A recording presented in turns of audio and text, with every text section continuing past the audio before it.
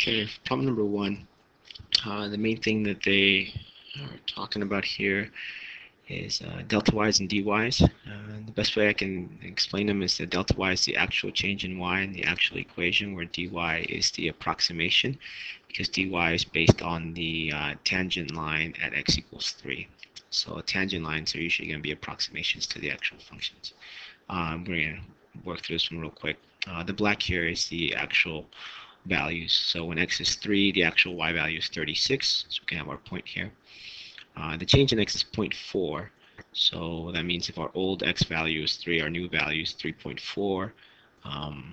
What's going to be the actual change in y? Well, when I plug in 3.4 into my equation, I get 46.24, which means that my actual change in y is 10.24.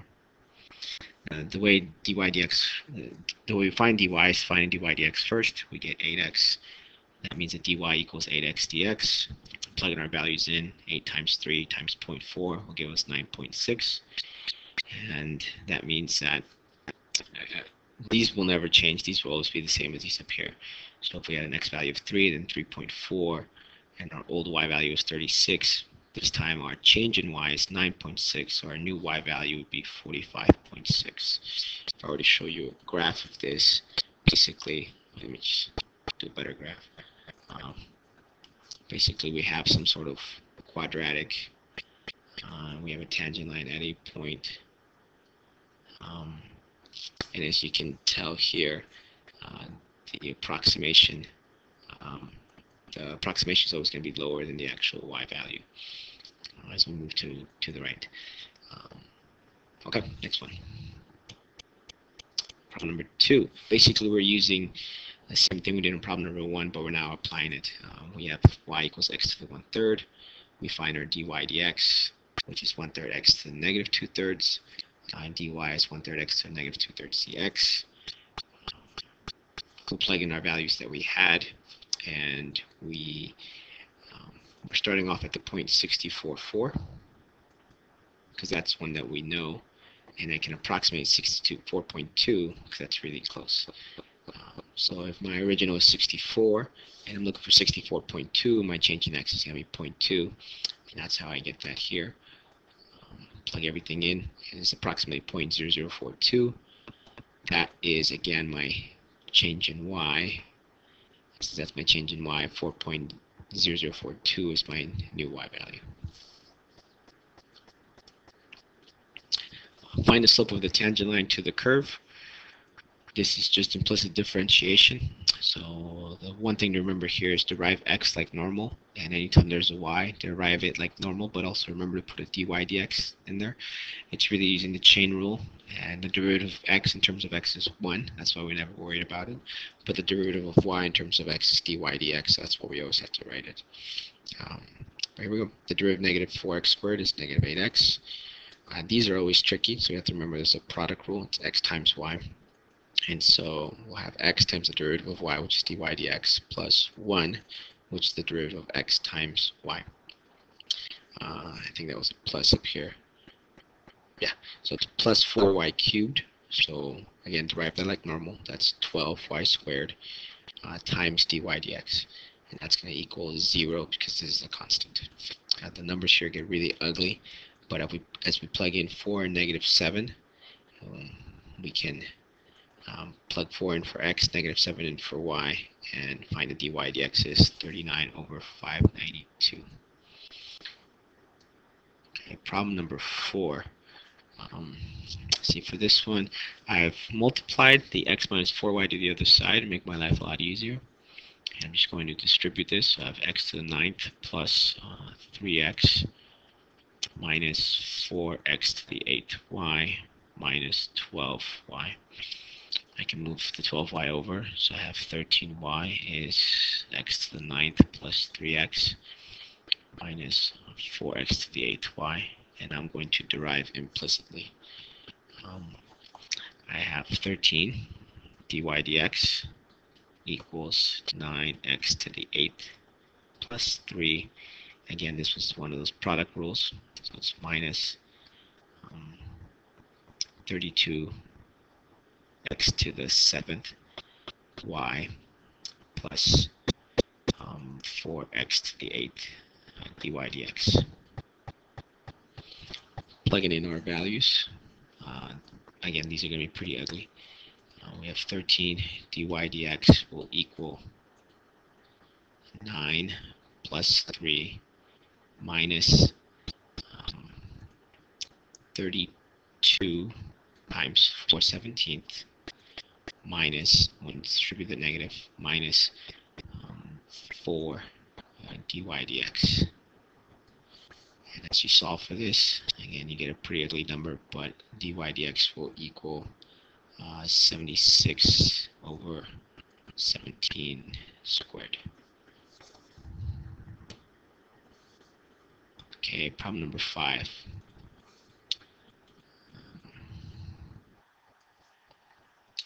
Okay, for this one, we're going to also try to derive implicitly. And when it says that's a slope of 1, that means that dy dx actually equals 1. The difference between this one and the other problems is the other ones, they gave you x and y, you have to find dy dx. In this case, they're giving you dy dx, you have to find the x's and the y's. So let's derive first. We have 2x minus, again, another product rule, 0.25 x dy dx minus 0.25, the derivative of x is 1, so 0.25 y plus 2y dy dx, and that's going to equal 0. Against, the dy dx equals 1, we have 2x minus 0.25x minus 0.25y plus 2y equals 0, or in other words 1.75x plus 1.75y equals 0. Dividing both sides by 1.75, we get x plus y equals 0, or in other words, that y is negative x. And so here's the other tricky part, is which points do we plug in? Well, we know that y has to be the opposite of x and vice versa, so I'm going to plug one of those in for our original equation. So now it reads like this: x squared minus 0.25x times negative x, because y is the opposite of x, plus negative x squared equals 16. So we have x squared plus 0.25 x squared plus x squared equals 16. Or we have 2.25 x squared equals 16. That also means that x squared is going to equal 16 over 2.25, or the x will be plus or minus the square root of 16 over 2.25, and I think that's plus or minus 4 over 1.5, which is the same as plus or minus 40/15 or 8/3. So one of them is going to be 8/3. The y value would be negative 8/3. The other one would be negative 8/3, and the y value would be 8/3. And that's the one. Okay, for this one, I think the number come out kind of ugly. First, if we change that to y equals mx plus b, we'll get y equals negative 10x plus 7, and that's helpful because it tells us that dy dx equals negative 10. And then we're going to do the same thing we did in problem number 5. So we'll derive this, and we get 2x plus 3x dy dx plus 3y equals 0. And dy dx is negative 10, so now we have 2x plus 3x times negative 10 plus 3y equals 0.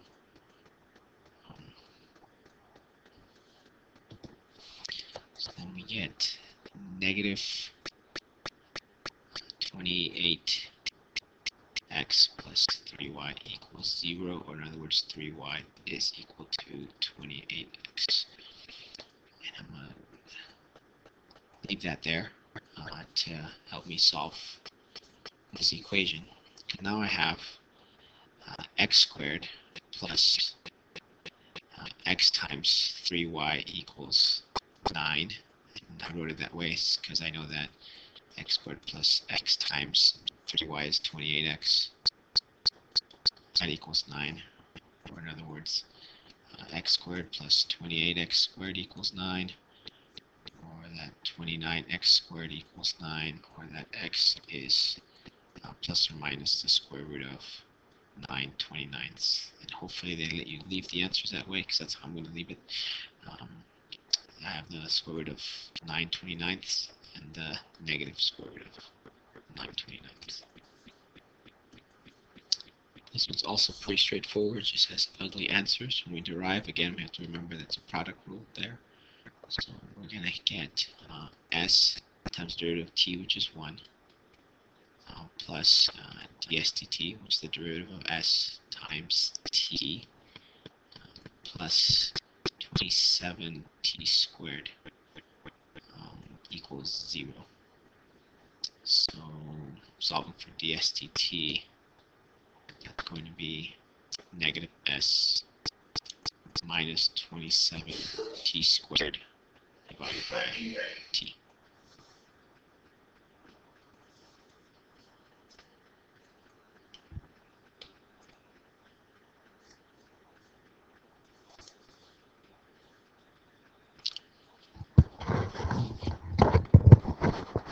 This one again is ugly, but it should work out okay. First, the focal length is a constant, so it's always going to be 20.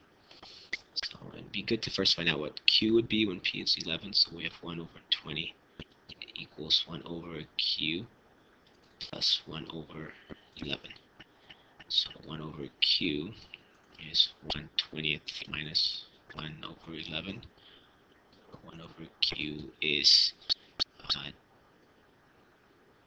11 2/20. Sorry, that's an 11. 11 2/20 minus 20 2/20, which is the same as negative 9 over 2/20. So that's 1 over q, which means that q is going to equal negative 2/20 over 9. So that's the first thing. The other thing is we can derive this. So we have 1 over 20 equals 1 over q plus 1 over p. It also equals q to the negative 1 plus p to the negative 1. When I derive this, I'll get 0 is negative q to the negative 2 dq dp minus p to the negative 2. And I'm going to rewrite that to make my life easier. That's going to also equal negative dq over dp divided by q squared minus 1 over p squared. And that again equals 0. Solving for dq dp, I get that a negative dq dp over q squared is 1 over p squared, and that dq dp will equal a negative q squared over p squared. Plugging my values in, I have a negative 2/20 over 9. That's also negative. That's negative q squared divided by p squared. This squared is going to get rid of this negative, but this negative is still on the outside, so my answer will be a negative 2/20 squared divided by 9 squared times 11 squared, which simplifies to negative 400 over 81. Negative 400 over 81. Okay, next one. Okay, these are fun. We're always going to start with a picture. This shadow problem is always going to be a right triangle, and there'll be a similar triangles are going to be helpful here. It's nice to label things. If you can label constants as constants and things that are changing as letters, makes life a lot easier, because the 11 will always be an 11. But since he's moving away, the distance from him to the pole is changing, the length of his shadow is changing, and C, which is going to be the distance from the tip of the shadow to the pole, is also going to be changing. But his height won't be changing, so we'll leave it as a constant. Really, with all these, you have three options. The proportions are always going to be 11 over 11 is to C, as 6.2 is to B.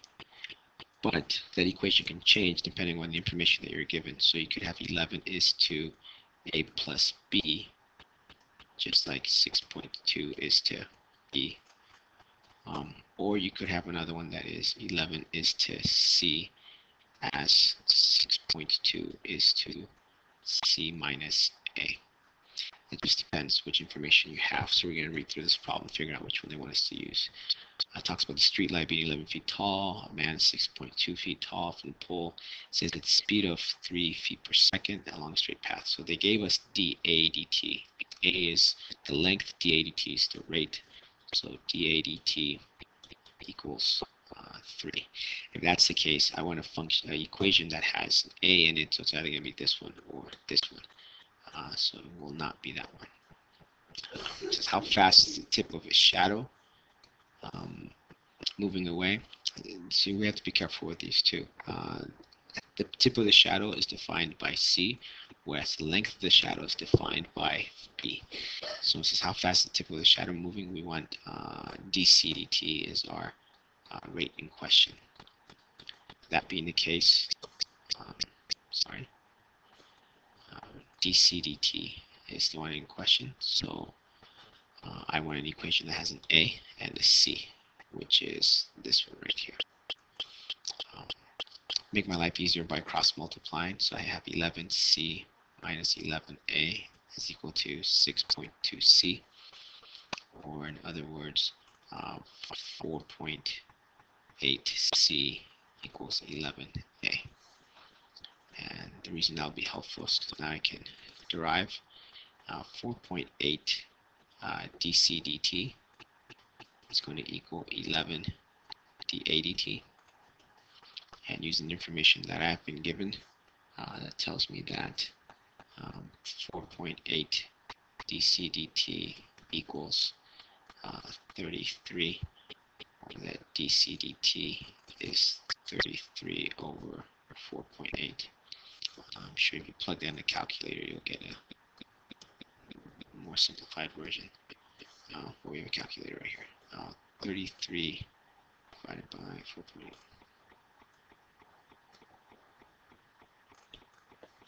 So 6.875%. Okay. Spherical snowball smelt in such a way that its radius. So we have a spherical snowball. Its volume of a sphere is 4/3 pi r cubed. Since this is melting, we know that dV/dt is changing. Since the rate is decreasing at a rate of 0.1 centimeters, so dr dt is negative 0.1 since it's decreasing. At what rate is the volume decreasing? So they're asking for dV/dt, which means I need an equation with r and a v, and I have one. So I'll derive this. I get dV/dt equals 4 pi r squared dr dt. And so that means 4 pi r is 5.5 squared, and dr dt is negative 0.1. Let's wait till I plug it into the calculator. And the answer is negative 12.1 pi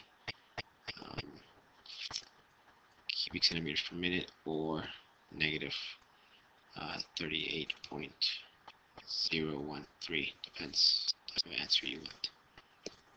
Okay, 11. Sand falls out at the end of a slurry at a rate of 30 cubic centimeters per second. The pile forms a circular cone. So we have a circular cone. The volume of a circular cone is 1/3 pi r squared h. Since the ratio is base to diameter, the base diameter height is 3. So that means that diameter is 3 times the height. And let's look at the rest of the information that they've given us. This is from the pile's height of 120, so H is 120. They've given me height. At what rate is the height of the pile increasing? So they want dH dt. Notice they didn't give me anything about R, which means I don't want R really in this equation. I need to find a way to substitute for R, and I have it right here. Since the diameter is 3 times h, I know that twice the radius is also 3 times h. In other words, that the radius is 3/2 height. So I'm going to change my equation. It'll be volume is 1/3 pi 3/2 h squared h. And simplifying this, that will equal 3 pi over 4 h cubed.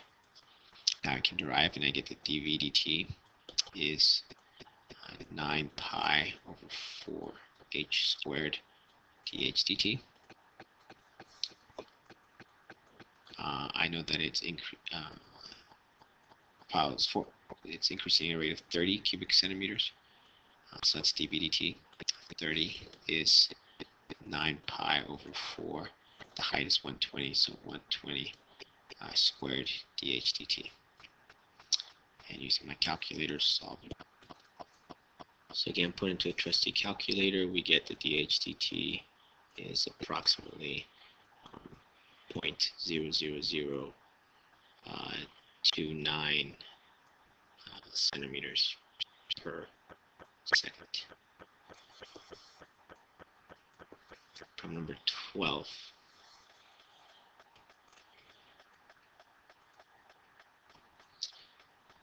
This one's more just kind of wordy. A couple of keywords here. So what volume do we have in equilibrium, or what water, the volume of the water in the balloon remains constant. Well, the other way it remains constant, but its rate of change is 0. And so looking at the rate of change, I know that d vdt depends on the rate at which water flows in minus the rate at which the water flows out. And we want this dv dt to be 0. That means that v is going to equal 20 divided by 0.09, which is 2,000 ninths. So 2,000 ninths cubic centimeters.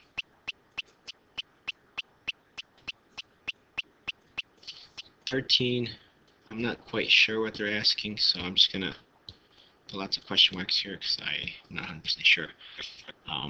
But from what he wrote on his hint, it says that df dx equals df du times du dx, and solve for df du. Well, they're giving us df dx, which is 8x cubed, and that's going to equal df du times du dx. And this, he says, let u equal 2x to the 4th, so that means that du dx would equal 8x cubed. So again, this is where I'm getting a little confused, because if that's the case, then if du dx is 8x cubed, that would mean that df du is 1. And I don't know what he's really asking for there, but that's the only thing I got, so let's see if that makes sense. 14 just wants us to derive this, find the first derivative and then find the second one. So dy dx is 3x squared plus 3y squared dy dx, and that will equal 0. In other words, 3y squared dy dx is negative 3x squared, and dy dx will equal negative x squared over y squared. For the second derivative, I'm going to rewrite my equation and get that dy dx is negative x squared y to the negative 2. Use the product rule. Much more comfortable with that than the quotient rule. So deriving this, I'll have a negative x squared times the derivative of y to the negative 2, which is a negative 2 y to the negative third times dy dx minus 2x times y to the negative second. And we're going to substitute here my dy dx. So I'll have a positive 2x squared over y cubed times a negative x squared over y squared minus a 2x over y squared. That would equal a negative 2x to the fourth over y to the fifth minus, sorry, this should be an x, minus 2x over y squared, and that will equal a negative 2x to the fourth plus 2x y cubed all over y to the fifth. So that'll be my second derivative. And that's that.